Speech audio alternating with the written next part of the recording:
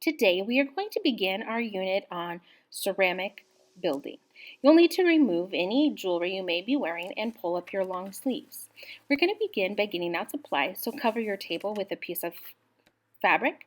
You'll get a hunk of clay and then 1 cup of water at the table to share. Now begin preparing the clay.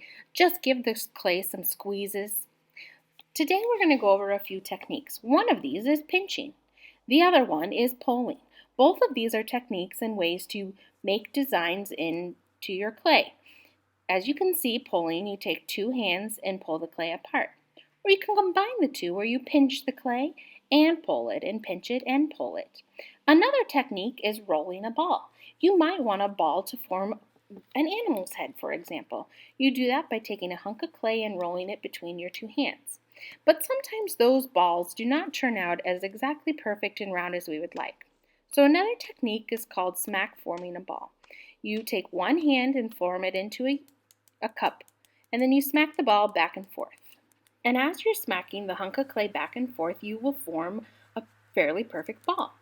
Now, once you have any kind of ball, you can form what's called a pinch pot. First, you stick your thumb into the middle and almost to the bottom. Then you take your hand like an alligator's mouth and pinch the bottom and pull up the bottom parts of the clay. And you do this around and around, making sure that your fingers are together and you have a flat hand. You're going to continue with your thumb in the middle and your alligator on the outside to pinch around for even walls. Then you can go back and smooth the inside and smooth the bottom so that it is a flat pot so that it can hold different things.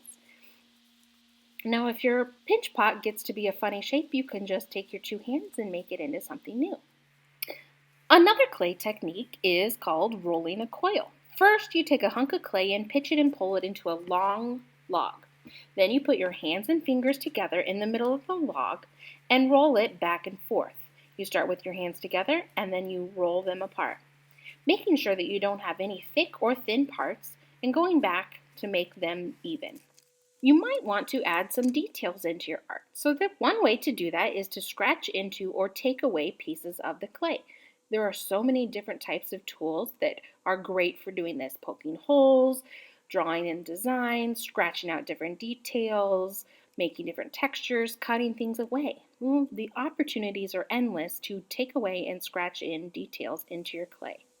Sometimes when you're working with clay, you'd like to make a flat surface. A flat piece of clay is called a slab. You can do this by just alligator pinching a hunk of clay so that it's nice and flat. Now, anytime you make a slab, make sure it's no thinner than a pinky and no thicker than your thumb. The cool thing about a slab is you can take it and turn it into anything. I've created the letter of my name. First, I lightly drew into the clay and then I cut it out. I went back and smoothed everything, making sure I got rid of all those bumps and lumps and weird edges. But first today we're going to practice these skills and then think about the art that we want to make.